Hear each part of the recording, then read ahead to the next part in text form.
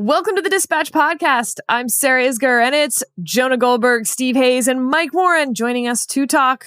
Yeah, well, we're going to talk about it. All right, so just to refresh everyone's memory, or perhaps if you're hearing this for the first time, Donald Trump just wrapped up a trial in New York State where he was found guilty on 34 counts for falsifying business records in the first degree. That's an E-class felony in New York. This was related to the payments that the Trump Organization made to Michael Cohen.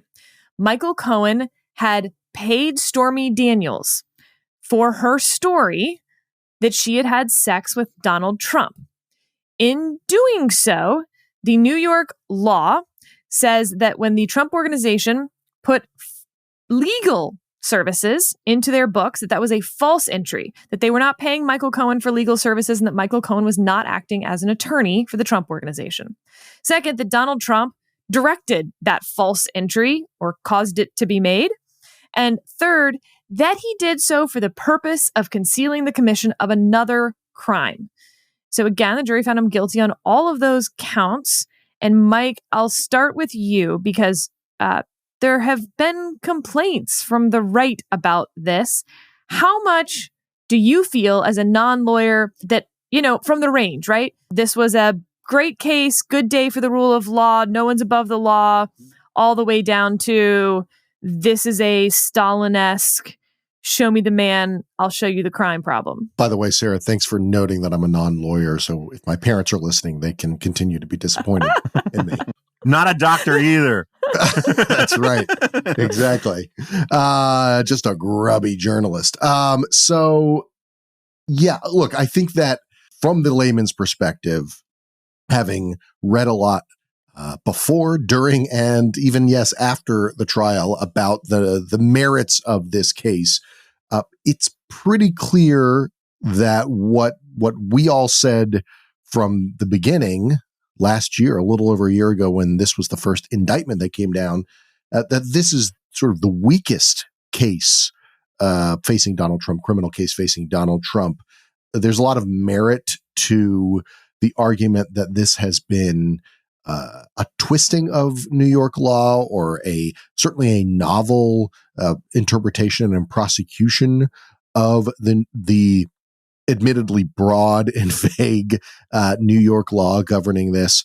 It was the sort of thing that you might expect a defense to make, to put a lot of holes in the prosecution's case throughout the trial. And honestly, my first reaction to all of this is what you get when you don't put up a defense.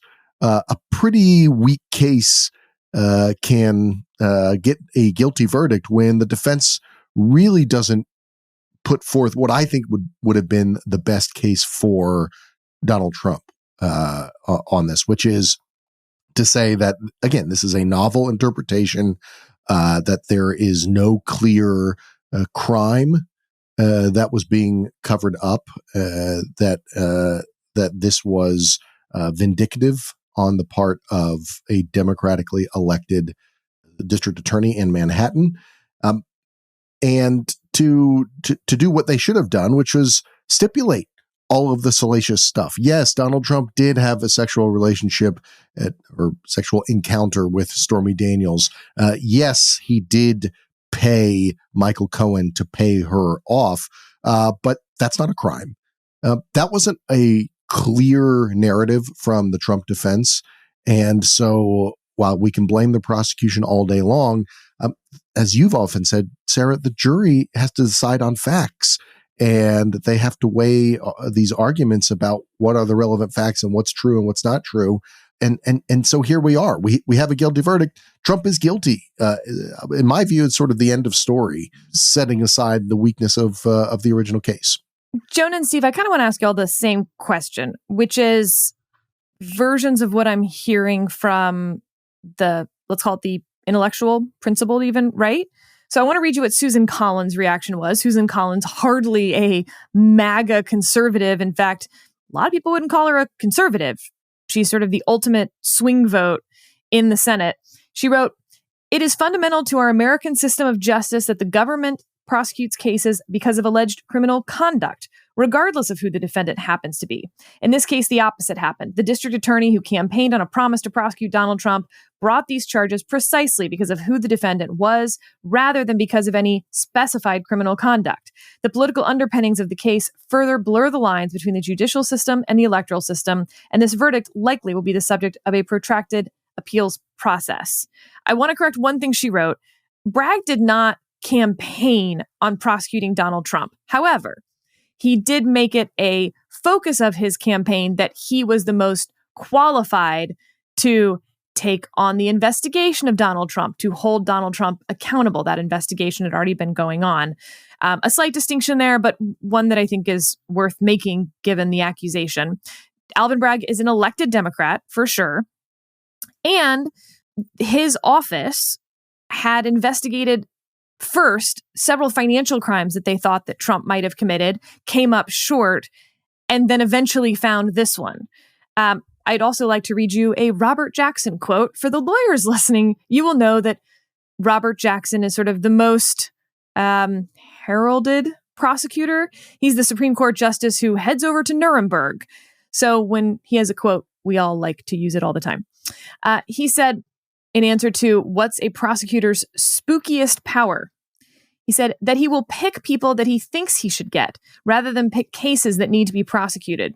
It is a question of picking the man and then searching the law books, or putting investigators to work to pin some offense on him.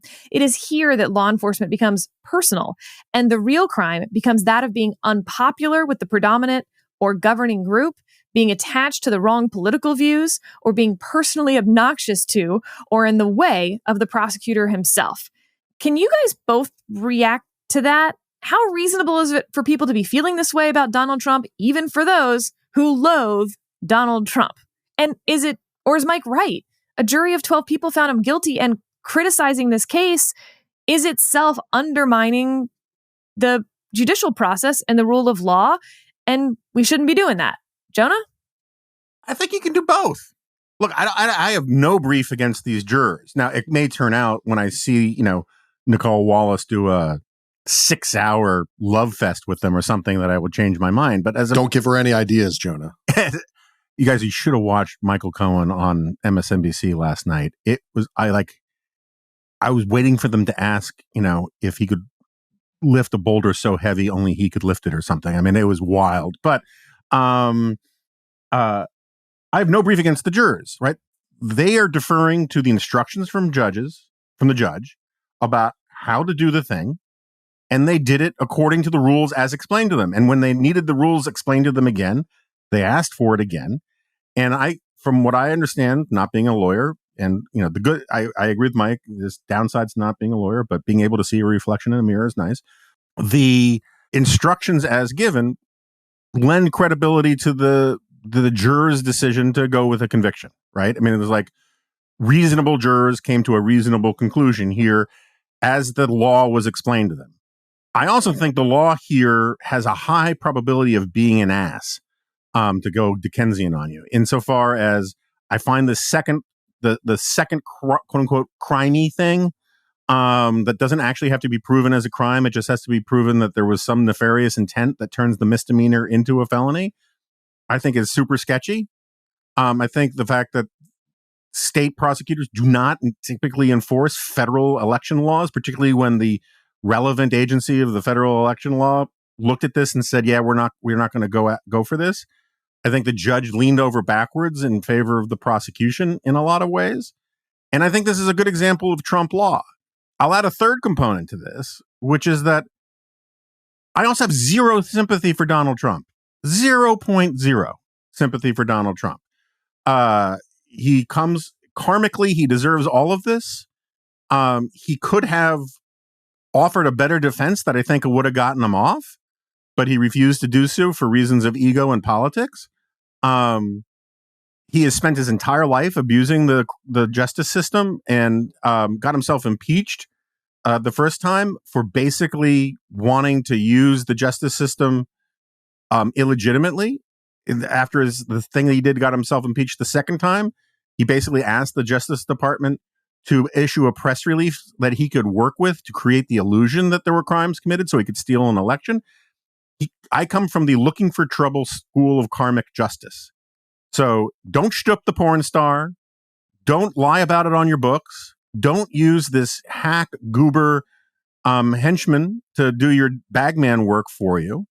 Don't lie about the whole thing and then refuse to actually admit the truth as a way to get out of things and then complain about how you were found guilty when you deliberately offered a bad defense. He deserves the bad karma that he's gotten in all of this. Where I get off the bus on all of that is to say, when people compare this to Stalin's show trials, it is simultaneously wildly anti-American and a kind of, it's on par with Holocaust denial insofar as what Stalin's show trials involved was literally torturing family members in front of innocent people, forcing them to sign false confessions, knocking their teeth out with hammers, breaking all of their fingers, inventing not just laws in the Jackson sense, but facts. It was an institution of grotesque totalitarian terror. And to say anything that we're doing in America resembles any of that is wild exaggeration. And it undermines faith in the rule of law as much as the hinkiness of this case. So, Jonah's feeling pretty chill about this whole thing. Steve? Yeah, I'm sort of right where Jonah is on all of that. I think this was a bad case. I went back actually and re-listened to the advisory opinions that you and David did right when the indictment came down and the statement of facts. And you each walked through the problems with the law and the problems with the facts at the time. And while we certainly learned more through the trial, and some of the seemingly sort of discrete bullet points that were in that statement of fact that weren't connected to other bullet points and seemed a little odd were put into broader context. I don't think the fundamental problems that and it must be said, many liberal commentators or some liberal legal analysts and commentators said at the time were ever resolved for many of the reasons that Jonah suggests. So I think it's a bad case, and I think it's an unfortunate moment. On the question of Alvin Bragg specifically, I think, Sarah, you're right to make the distinction that you made about Susan Collins' claim that Bragg campaigned on a promise to get Donald Trump. But we should be very clear that getting Donald Trump, even absent an explicit promise, was at the center of his campaign. This is how the New York Times put it on April 15th, 2024, in a profile of Alvin Bragg. They wrote that the race had become a referendum on who could best take on Trump. In a primary campaign of would-be Trump slayers, Bragg sold himself as the most experienced. And then if you look at what Bragg himself actually said, he allowed that he would go where the facts would take me and said he would follow the facts. But he also said, I'm the candidate in the race who has the experience with Donald Trump, and later said, I believe we have to hold him accountable. Elsewhere, he was asked about specific things in the public domain that Donald Trump was alleged to have done, and very clearly said that in his view, they violated the law. So, okay, he may not have made a direct and explicit promise to go after Donald Trump to get himself elected, but that's what his campaign was about. And that was implied in everything that he did at the time. That's just hugely problematic at a time when Donald Trump is claiming that all of these cases are cases in which prosecutors of the Department of Justice, Trump conflates this in wildly dishonest ways. So do most of his Republican defenders. Say, pretend that Alvin Bragg is working for the DOJ. It's gross sort of on all sides of this. But in this case, what I think we saw Alvin Bragg do was what many of the biggest Trump defenders claimed. And I think that's problematic for a bunch of reasons. Just final point on that. Trump's defenders here, it gives me no pleasure to say that while I think they're right on some of this stuff, Trump's defenders here almost certainly would be making the exact same arguments in with much less cause on the Georgia State case, on the January 6th case, on the classified documents case, where I think the fact set and the law is just much, much clearer than what we're talking about here. And I think it's problematic that this is the way that Donald Trump has been arguing about this. This is what he's been sort of predicting. And add to that the fact that Joe Biden sent a team from his campaign to do an event at the courthouse earlier this week, and that Biden himself was sort of mocking Trump in that video, challenging him to the debate. I hear you're free on Wednesdays. And I think you've got a point where the people on the right who are making these arguments are angry beyond any measure, and I think it portends bad things. Steve, I agree with almost all of that. I disagree with you on how people would react to some of the other cases if they had gone first and if Trump had been found guilty. I agree with you, of course, that the most Trump defending people aren't going to make much of a distinction. They're going to defend him no matter what. But there's a lot of people who wouldn't. I'm one of them. Ellie Honig, a well-known legal commentator and former New York prosecutor, is another. He wrote in New York Magazine, and I'll just read a couple portions of this.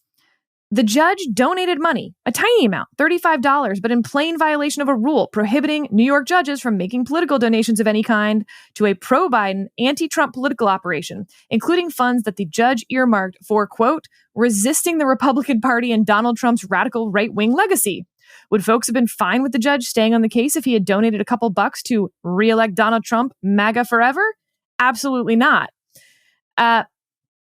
Most importantly, he goes on, the DA's charge against Trump pushes the outer boundaries of the law and due process. That's not on the jury. That's on the prosecutors who chose to bring the case and the judge who let it play out as it did. The district attorney's press office and its flacks often proclaimed that falsification of business record charges are commonplace and indeed the office's bread and butter. That's true only if you draw definitional lines so broad as to render them meaningless. Of course, the DA charges falsification quite frequently. Virtually any fraud case involves some sort of fake documentation. But when you impose meaningful search parameters, the truth emerges. The charges against Donald Trump are obscure and nearly entirely unprecedented. In fact, no state prosecutor in New York or Wyoming or anywhere has ever charged federal election law as a direct or predicate state crime against anyone for anything. None ever. Even putting aside the specifics of election law, the Manhattan DA itself almost never brings any case in which falsification of business records is the only charge. So, yes, Jonah, first, I highly agree with you that in this case, the jury should be applauded. These people did a civic duty that a whole lot of other people wanted to get out of, didn't want to do, didn't want to take the burden. They did. They took their time out of their lives and their families and their jobs and everything else fun that we all got to do. And they did this, which wasn't fun. So this is no criticism of the jury whatsoever. But like in the Ted Stevens trial, which remember, went to trial right before the election. He was found guilty by a jury who did their duty. And then it turned out that the prosecutors, actually the judge in the case, I believe, called it the worst case of prosecutorial misconduct he'd ever seen. They had withheld evidence.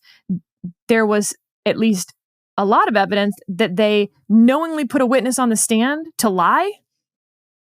So much so that the judge didn't just order a new trial or anything like that. He set aside the jury's verdict, saying it as if there's been no verdict at all because there was such a miscarriage of justice. The jury basically did not have a case, a real case in front of them. So you can say that the jury did their job, but a guilty verdict does not clean a legal problem away from a case, right? And I think this case had a ton of legal problems from the get, still to this moment. And the fact that folks like me and Ellie Honig lawyers who don't like Donald Trump and are happy to tell you just how strong that classified documents case is, to the point that there's like no defense that we've heard on the obstruction charges. I think that should earn some credibility here with people like you, Steve, who, and you're not, I'm picking on you, but I've heard this over and over again. Well, that's what they're going to do. They're just going to defend Trump no matter what. They think that we shouldn't prosecute former presidents. They think Trump's above the law. Nope. This case can have problems, even if the other cases are dead to rights, totally justified. No, Sarah, I'm with you. Just to clarify, I agree with that entirely, and it's one of the reasons that I'm so frustrated. This is a case that went first, right? Because it almost deprives us of the opportunity to see who would have actually stood up and made those principled arguments. I do think there would have been more people. I also think now, though, you're going to have people who might have been expected to, or we might have hoped to make such principled arguments, who are so turned off by this or so persuaded that because this case was so bad, the broad sort of directional argument that Trump and his supporters are making is true. Certainly, we're seeing that among elected officials. You saw that, there was this moment a couple days ago where the judge made clear in his instructions that the jury did not have to be unanimous on the predicate crime, and that they could come in, for believing Trump was trying to hide one crime, for thinking another, and that would be fine so long as they were unanimous in the actual 34 counts. And you had people who know better, like Marco Rubio, Josh Hawley did. He made a sort of a blanket statement, but you had Republicans who knew better, who you might have expected a few years ago to make those distinctions and to make an intellectually honest argument, who just sort of waved their hands, offered this broad condemnation, leaned into the conflation of what the judge had actually said with this perception that this meant that the jury somehow now didn't have to be unanimous on any of these other things. And I think what we're seeing on the right is this level of anger and frustration. Again, some of it, I believe, justified, that will have, as a consequence, mean they're not taking seriously the problems and the fact set in these subsequent three cases. And it all just then becomes partisan and political. Mike? Yeah, I keep coming back to the failure of Trump's defense team to make the best case on behalf of their client, that I think would have upped the likelihood of a hung jury. And this was this decision not to stipulate quite a bit of the prosecution's case and make a straightforward defense. It seems to me that was the moment for Trump and the forum for Trump to push back on a bad case, which I agree with all of you that it is a bad, weak case, and the fact that they didn't do that, I think really speaks poorly. Whether it was because of Trump's own hang-ups about not wanting to cede even an inch, and how perfect and good he is, whether it was just bad defense, I don't know. It seems like that is the forum in which prosecutorial, I won't go so far as to say misconduct, but sort of bad behavior on the part of prosecutors can be remedied. And the fact that the Trump defense team didn't do what I think they could have and should have is a problem. But all of this puts into mind the big picture for me, which is whether we're talking about Bragg or whether we're talking about Marco Rubio misrepresenting things, or whether we're talking about what is the best remedy for holding Trump accountable. It seems that there has been a failure across the leadership class, no matter what party, no matter what position.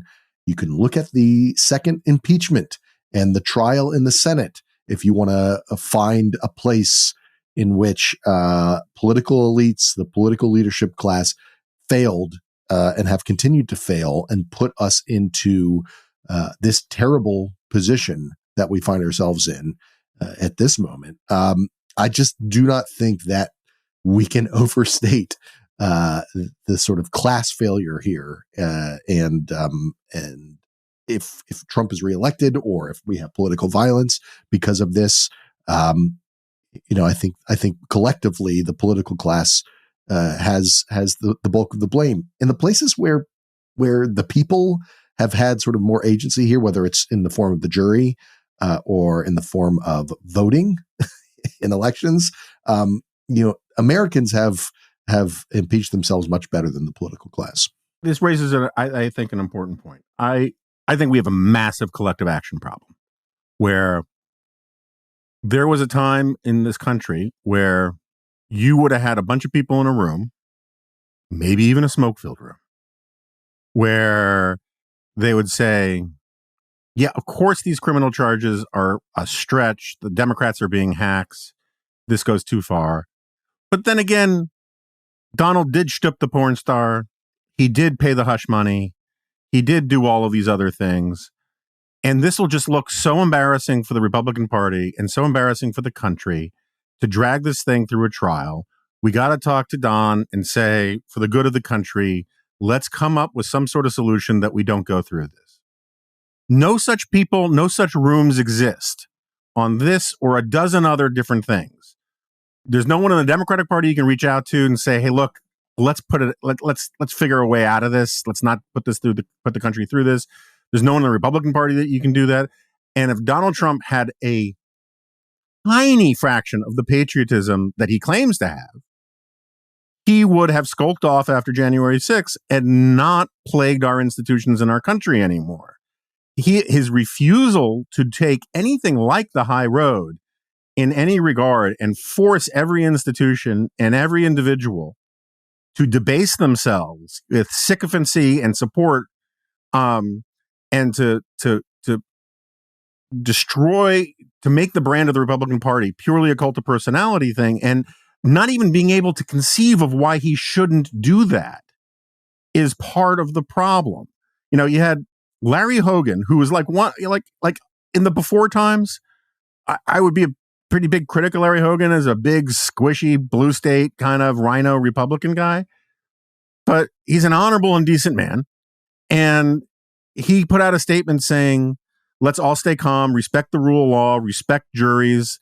There's a legal process here for appeal, blah, blah, blah, blah, blah. There's no reason to go crazy. That's basically all he said. I'm paraphrasing. And Chris LaCivita, the campaign manager for Donald Trump, responded something like, congrats, you just destroyed your political career. The idea that is a proper response to somebody saying remain calm and respect the process gives you a sense of how fakakta this moment really is. And my basic attitude is shame on everybody. I don't care who threw the first water balloon. The entire system is in this giant, dumbass, sophomoric water balloon fight.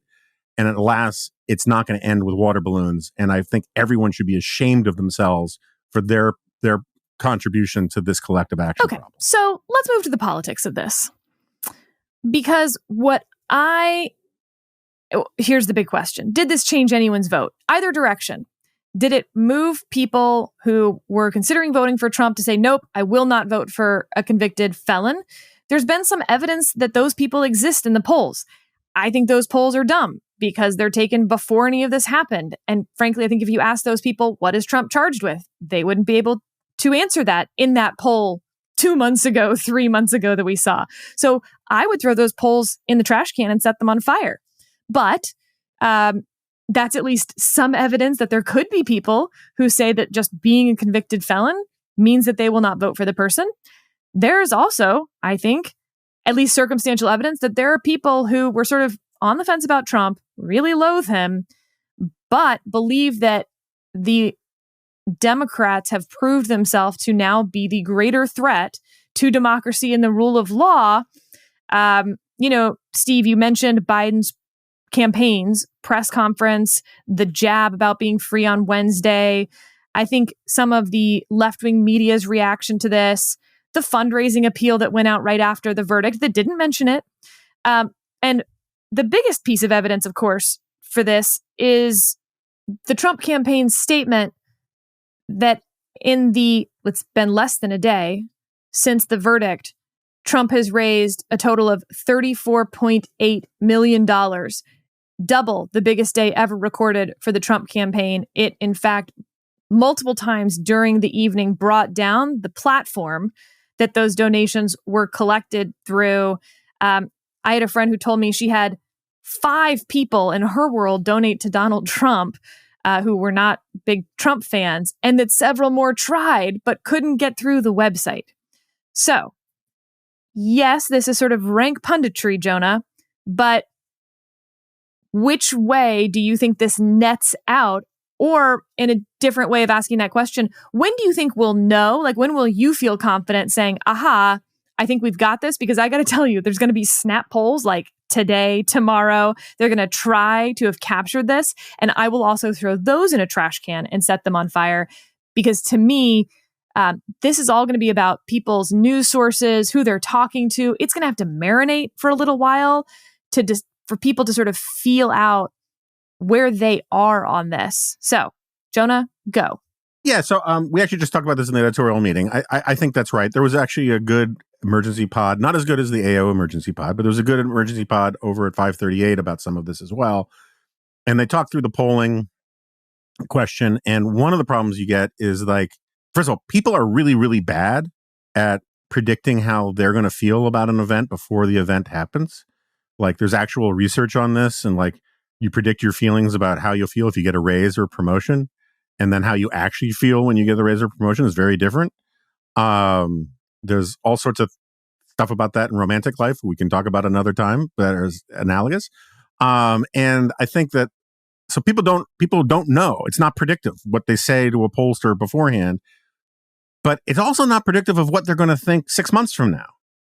Like, it's entirely possible that Donald Trump's poll numbers go up or down in the next 2 weeks, next 3 weeks, because of this to one extent or another. It's entirely possible that they don't as well. How predictive those polls are about how people will feel 6 months from now, in November, or when does early voting actually start, is unknowable. But this is a point I made in the editorial meeting, but like, I tend to think that the real significance of this in terms of the punditry isn't going to be how people feel about the verdict or the appeals or any of that stuff. It's going to be how this changes Trump's behavior and how it changes Biden's behavior and their various surrogates. There was evidence in like some, like the Bronx rally and some of these things where Trump had these moments where he actually like talked about people's real problems and seemed to be following the advice of his campaign to be like the less insane person. This event is going to give Trump all sorts of permission to be the more insane person for a while. And it getting into his headspace might be the most significant thing here. Similarly, I could see the Biden campaign completely screwing the pooch by leaning into he's a felon thing. And it doesn't sound like they're doing that right now, but who knows where it goes in 2 months. And that'll just make Biden seem more of like a cheater, more of like out of touch, all that kind of thing. So the short answer is I have no freaking clue, and I don't think anybody else does either. Steve, I don't think this is making people love Donald Trump. There's a lot of like making fun of like, oh, you weren't going to vote for him before, but now that he's been convicted of 34 felony counts, now you're going to vote for him? No, if you talk to these people, it's not about Donald Trump. It's about the left. It's about what this says about the left, what they're willing to do to get power. They're voting against Joe Biden. This is negative polarization at its peak moment. Or do you think, as one of our colleagues, I think, tends to believe, nope, they were always MAGA. They were always going to be MAGA, and don't believe their, rationale now? Yeah, look, well, I think the first and most important thing to say is what Jonah said at the end of his rant, which is, we don't know. I don't know. Jonah doesn't know. Mike doesn't know. You don't know. Nobody knows. I talk to people in campaigns. They don't know. Nobody has any idea. I actually do know, Steve. I actually do know. I'm just not. All right. Well, keep it to yourself, and then later you can say, "As I suspected, this is the outcome." So it's really important to say that, and we don't do a ton of speculation here, but I think with that caveat, we can do some. But if you look at the campaigns of Republicans who are in competitive races, they're not rushing out to make big pro-Trump statements, right? They're mostly being quiet, which I think is interesting. The secondary effect is if this redounds negatively to Republicans and to Trump, and I do think there is, part of me thinks like, let's not overcomplicate this. The guy was just charged with a felony. A lot of people who aren't paying attention to the race, and people who weren't paying attention to the details of the trial, and wouldn't understand or wouldn't know about the objections that we all just raised to the way that this was done, are going to just see that Donald Trump is now a convicted felon. And I do think that that'll matter to some people, the people who told pollsters they thought it might matter.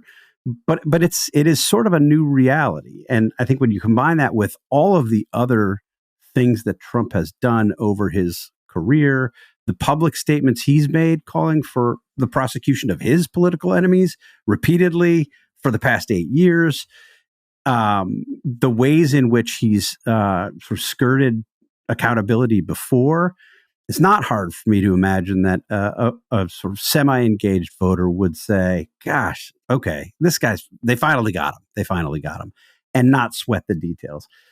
But if you're Trump's campaign, and the thing that you think you need to do is motivate and galvanize less engaged voters who are sort of temperamentally with you, or at least super frustrated with Joe Biden, could this be the thing that has that effect? And I do think that that's the way the Trump campaign is looking at November. They're saying, how do we get the people who are sort of more or less with us, but don't vote much, to go and vote?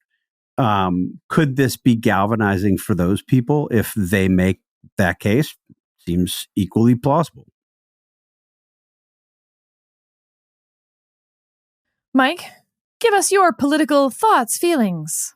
Well, I will repeat sort of what I said in our off-record editorial meeting a few minutes before we started recording this podcast, which is in terms of how I think we at the Dispatch should approach reporting on this question, on the political ramifications of the verdict. I am always interested in the swing voter, and in particular when it comes to Trump, the swing voter is the suburban, usually woman, in the areas around Milwaukee, the areas around Detroit, around Philadelphia, around Atlanta, around Phoenix, in those key swing states. Who, what does this verdict, and what Jonah just described, the sort of the changes in behavior from the campaigns and how they approach the campaign for these last 5 months, how does their vote change? And I think that once we start to get a good handle on that, we'll have an idea of what the actual nuts and bolts political ramifications were. I do want to emphasize that there is a lot of cynicism or a kind of fatalism that nothing matters in this election, that nothing will change the way things are. And the way things are the way things will be for the next 5 months. And I reject that. I think this verdict is a thing, is a moment that has the ability to change the trajectory. And that could be to either Trump or Biden's benefit. Again, we don't know.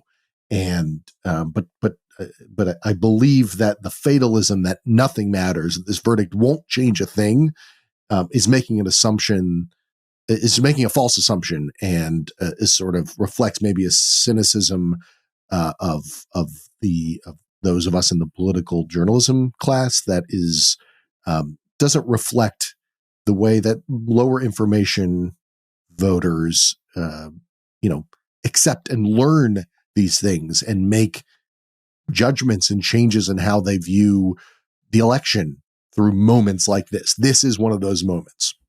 Anyone want to take me up on a bet? I have a silver dollar. Literally, I have a silver dollar right here. And I will bet anyone that the polls in September do not look the same as they look now. What does that mean? I don't know. Does anyone think that it will be the same? Like that the polling, that Mike's wrong, that basically this will stagnate, everyone's kind of where they're going to be, and the polls are going to look the same in September as they do today. But I just don't know that would prove that Mike's wrong, because other things will happen. Yeah, no, that's right. Because you're never going to prove causality. I'm not going to have that fight with someone. Nope, it's just that the polling average of today, I think, will not be the polling average of September. I'm actually agreeing with Mike. But I agree with you. Yeah, so I'm not taking that bet, Sarah. I've got 4 silver dollars, by the way, so I don't need yours. Steve, I'm just curious because you take stupid bets. Steve, are you sure you don't want to make a stupid bet? We'll see. We'll see if my bet is stupid. Well, let's get to that. You should wait to win it before making such declarations. Donald Trump is set to be sentenced on July 11th. Again, from sort of the legal side of this, I think it is unlikely that he receives any prison sentence from this, but not impossible. Judge Merchan is known for giving harsh sentences to white-collar criminals. On the other hand, given Trump's zero criminal history, his age, and just the other factors that one would generally consider in sentencing, I think it would be unusual for someone in Donald Trump's position to get any prison time.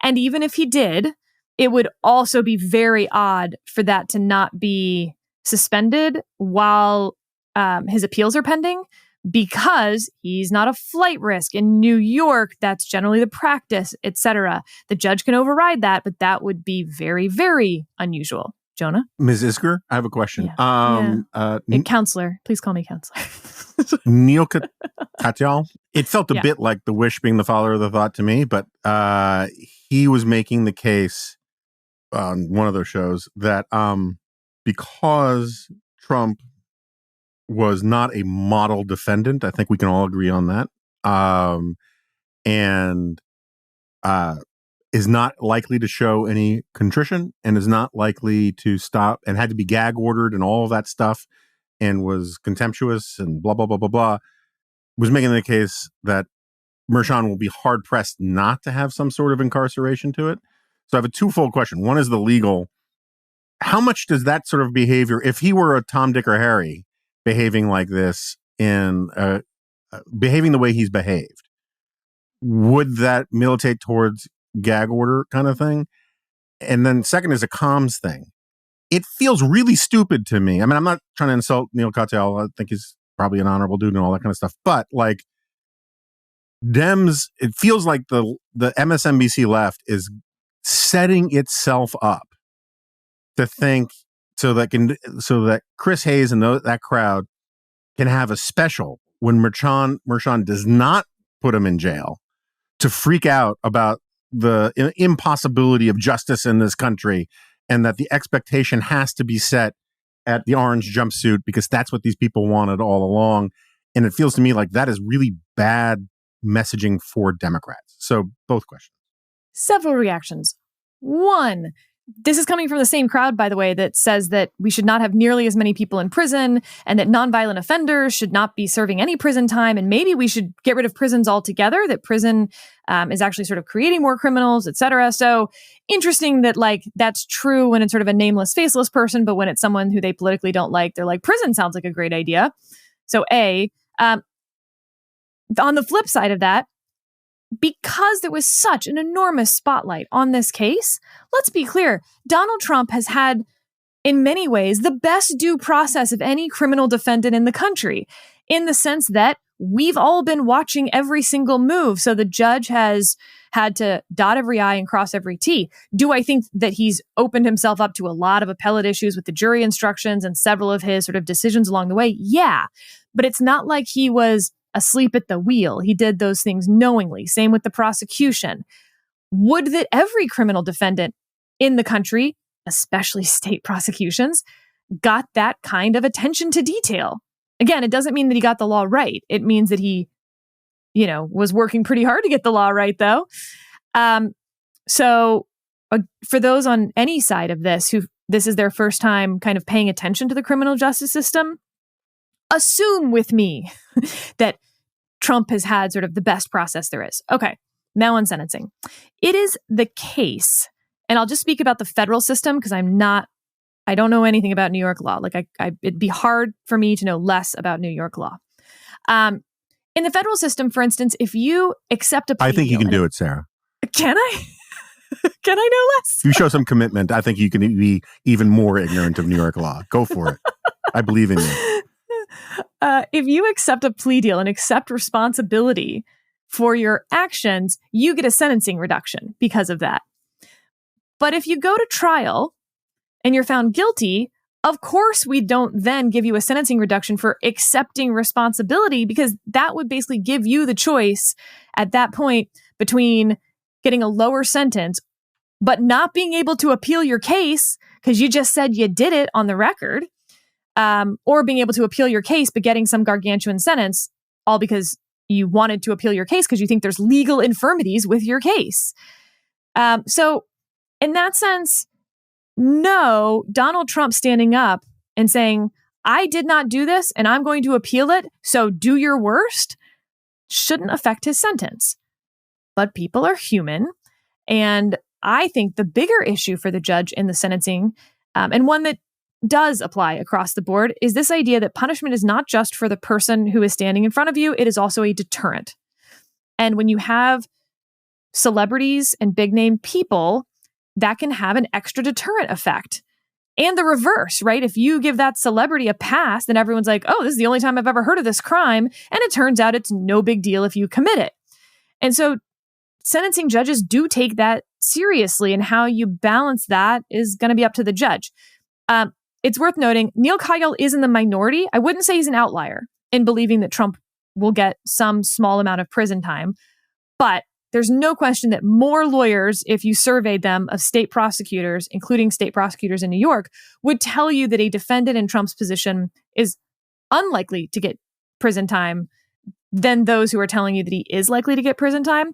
So on your communications point, which I think makes that even weirder, right? That like more people are saying, nope, a normal defendant with this exact, classy felony, 77 years old, no criminal history, would not get prison time. And yet they're like, prison. I think it's a huge mistake because, again, it feeds into this idea that you loathe Donald Trump, you think he's just a terrible person 6 ways to Sunday, but the left is proving to be more of a threat because they hate Donald Trump politically, and therefore they're willing to throw him in jail for something that other people wouldn't go to jail for that other people wouldn't have been charged with even, because they hate him so much politically. And if they're willing to do that to him, then they're willing to do that to their political enemies writ large, which means this is about power. And if I'm having to choose between two sides that are both just power hungry and willing to punish their enemies, then I might as well be on sort of the side that I agree with, who's going to be authoritarian, than the side I disagree with, who's going to be authoritarian. And that gets down to the double haters, right? There's two terrible choices for president. So which one is the greater threat to me and my family? And the Democrats, when they're rooting for the orange jumpsuit, are proving themselves to, I think, at least some people, as being the greater threat. And if you're listening to this and dismissing it by saying, well, Sarah worked for Donald Trump, Sarah loves Donald Trump, Sarah's a MAGA fanatic, all of those things, just take a beat and ask yourself whether what I might be saying might be true for some people, not you, not your family, and not your friends, but for other people who are of good faith. They are simply seeing this in a different way than you are, and it doesn't make them evil or bad the same way in what I'm about to ask you guys, which is steelmanning the left's version of this. To them, Donald Trump committed a whole lot of crimes. He finally goes to trial for some of them. And yep, they might be the stupid ones. But you know what? Those other cases didn't get to trial because Donald Trump used his, shenanigans and got them all delayed. Why isn't this, Mike, justice? The case was brought. There was a grand jury. There was a judge. There was a prosecutor. There were 12 jurors who are a jury of his peers who got evidence. This isn't like the Ted Stevens case. There's no allegation of prosecutorial misconduct here. Isn't this just about people who like Donald Trump thinking that, this is unfair because he's running for president? And why should running for president allow you to commit crimes with impunity? Yeah, I don't know why you've made me the Mike? Constructor of the steel man here on this. Look, but I think this whole discussion and what you've just raised, which I think is a good faith argument from Democrats and liberals. Not every Democrat and liberal is making it, but I think that is out there. And if you were to describe the best faith argument from them on why this is okay, you have just sort of laid it out. It seems to me that at the base, the ultimate problem here is that Trump's influence on all of us is corrupting. He and the circumstances by which he has wormed his way into the political system has corrupted everything for all of us, even for those who are trying to come to some kind of viewpoint or decision in good faith. There is no clean, clear answer here. I could take the steel man from both sides of this argument and feel comfortable adopting it at any point. And just ask me on any random day, and I'll find something that comforts me about that argument, and I will also be uncomfortable with it as well. I do think I question not the good faith of Republicans who argue that the left is the greater threat here. I do question their judgment on that. It seems to me it's a difference in degree and a difference in kind. The sort of abuses of power on Democrats vis-a-vis Trump. That seems to be a reaction to the sort of the sui generis aspect of Trump. He's unlike anything that anybody has ever dealt with, and so they're trying their best. They're making mistakes, and some of them are acting corruptly.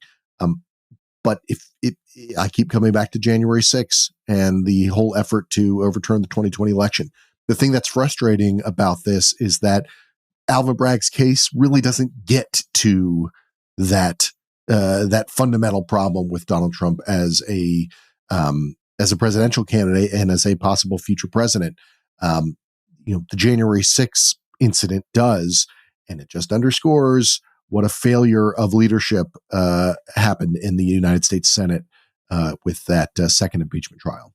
So to bring this pod to its inevitable conclusion, let's do a little not worth your time. Jonah, I'm curious how much you think when we ask Americans about this case in a month in polling, whatever question you want to ask, sort of similar to the 17% of Americans who believe that Joe Biden overturned Roe v. Wade. What percentage of Americans will this have not been worth their time?